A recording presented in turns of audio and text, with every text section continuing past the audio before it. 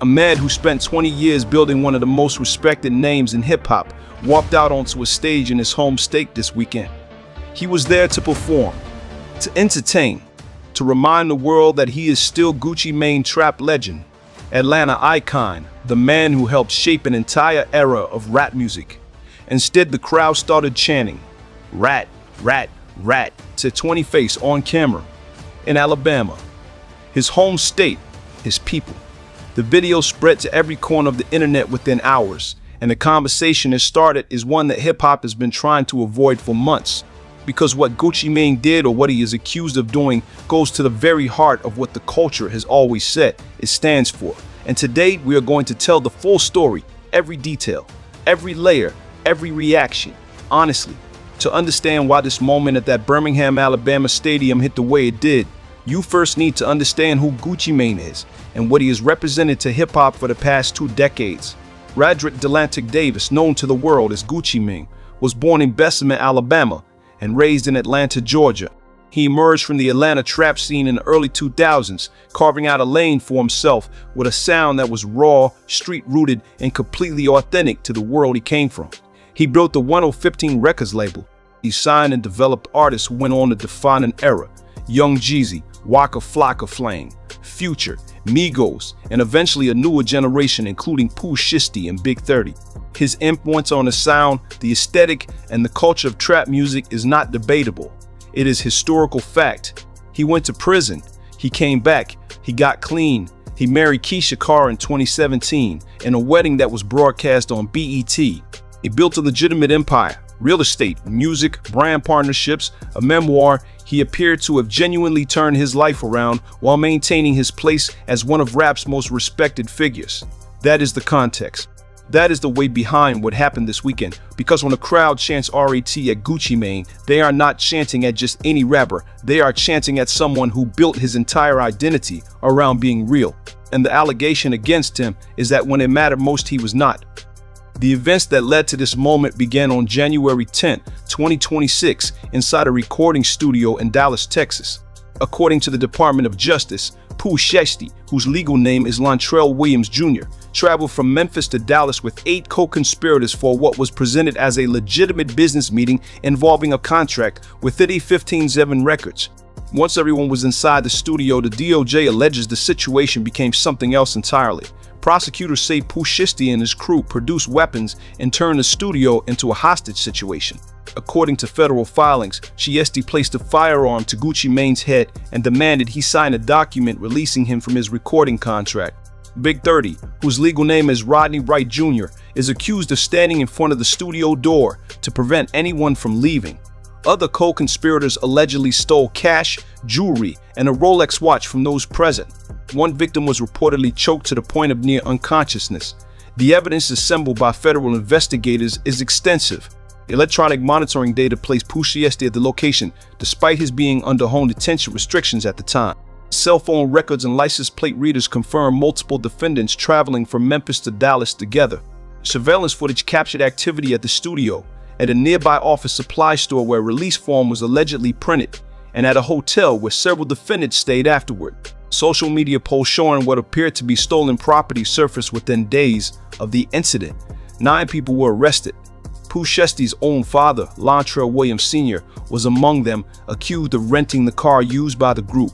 The federal case against Pooh Shiesty and his co-defendants is significant, but what happened after the arrest? The choices Gucci Mane made in response is what the rap world has been unable to move past. Gucci Mane had options after the incident in Dallas. He could have allowed the federal investigation to run its course without comment. He could have issued a brief statement. He could have said nothing at all. Instead, he went into the studio. Within weeks of Pooh Shiesty's arrest, Gucci Mane released a track called Crash Dummy, produced by longtime collaborator Zaytoven, aimed directly at Pooh Shiesty and the men who allegedly robbed him. In the song, Gucci appeared to confirm that the robbery occurred, comparing a situation to the infamous Suge Knight and Dr. Dre dynamic, rapping about a pen being put to paper under duress, and calling his former artist a crash dummy for believing the plan would work. The response from the hip-hop community was immediate and almost entirely negative. The criticism was not primarily about the fact that Gucci was allegedly cooperating with federal law enforcement. Victims of violent crimes cooperate with law enforcement every day. The outrage was rooted in something more specific to the culture, the perception that Gucci was publicly celebrating through music, while the many reportedly held put in federal custody were sitting in jail cells awaiting trial. In hip-hop, there was an understood separation between legal processes and public conduct. What the culture was reacting to was not the cooperation itself, it was the song, the diss track, the choice to make content out of a situation that has set people to federal prison, at least in part, because of Gucci's cooperation with investigators. That distinction matters, and it is the reason the RAT chants at his concert were not simply about what happened in Dallas. The most significant public reaction came from Uncle Murda, who addressed the situation directly on the Real Report podcast alongside Tony Yayo. Uncle Murda did not hedge. He did not qualify his position. He called Gucci Mane a rat and a sucker, and then articulated a point that resonated across social media for days. He asked, how many people did Gucci Mane mislead over 20 years? How many young men followed his example, absorbed his image, built their lives around the world he represented in his music? And now that man, in his moment of crisis, is cooperating with federal law enforcement and releasing diss tracks. It was a pointed and uncomfortable question, because the criticism was not really about what Gucci did in Dallas. It was about the gap between a 2-decade-long public persona and a private choice, and what that gap means to the people who built their identities around believing that persona was real. Tony Yayo offered a more measured perspective, acknowledging that he was not condoning the alleged robbery, but observing that the line between rap culture and civilian culture has become increasingly blurred, and that incidents like this are a symptom of that shift. 50 Cent, characteristically, addressed it in a single sentence, posted to social media, aimed at Uncle Murda, could be worse. You could be Gucci. RXK Nephew and RXK Zero the God released a full diss track called Dear Gucci. Charlemagne the God weighed in publicly.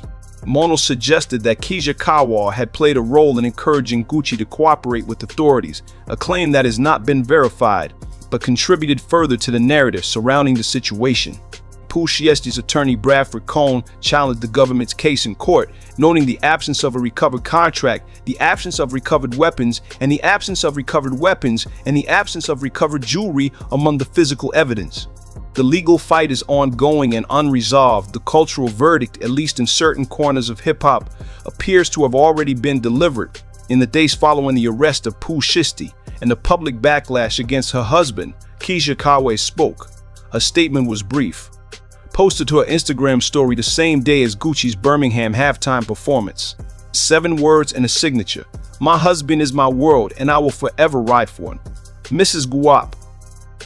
It was a deliberate and public act of loyalty in a moment when her husband's reputation was under significant pressure. Chihia Kawa has been a consistent presence through every chapter of Gucci Mane's post-prison life. She was there during his transformation. She was there for the wedding. She has been there for the children, the businesses, the public-facing version of the life they have built together. Her decision to speak publicly, briefly, and without elaboration was a statement in itself.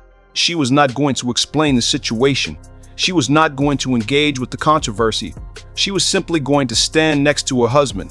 Whether that loyalty changes how the culture receives Gucci Mane going forward is a different question. But the image of Keisha Kawa standing by him, posted the same day crowds were chanting "rat" at his concert, is one of the more layered moments in a story full of them.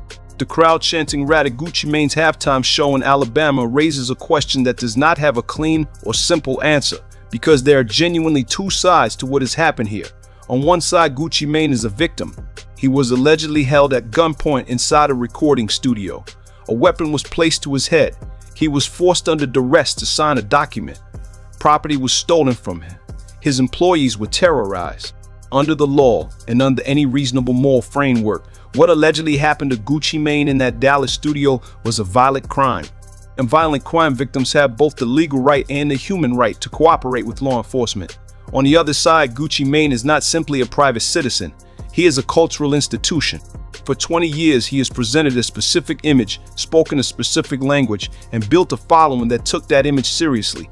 The criticism directed at him now is not purely about his decision to cooperate with the federal investigation. It is about what he chose to do with that cooperation, how he has conducted himself publicly, and what that reveals about the distance between the image and the reality. The rap world has made its position known. The crowd in Birmingham made its position known. Whether that verdict is fair is a question reasonable people will disagree about, but it is the verdict that has been delivered. Gucci Mane is 44 years old. He has a wife, 2 children, genuine wealth, and a life that exists entirely outside of hip-hop's cultural judgment. Whether he needs the culture's validation at this point in his life, whether he ever did, is something only he can answer. What is certain is that the image he spent 20 years constructing has been fundamentally changed by the events of the past 4 months. Whether it can be reconstructed or whether Gucci Mane even wants to try will define whatever chapter of his life comes next. This channel will continue covering every development in the federal case involving Pooh Shiesty, Big 30, and their co-defendants as the proceedings move forward. The legal outcome of that case will be determined by evidence, by attorneys, and by a federal court. The cultural outcome, what hip-hop ultimately decides to do with Gucci Mane's legacy, is being determined in real time, in comment sections and conversation in moments like that crowd at Birmingham on Saturday night. Both of those processes matter, and this channel is committed to covering both of them honestly. Subscribe and hit the notification bell, because this story is not over, not legally and not culturally, and you need to be in the right place when the next development arrives.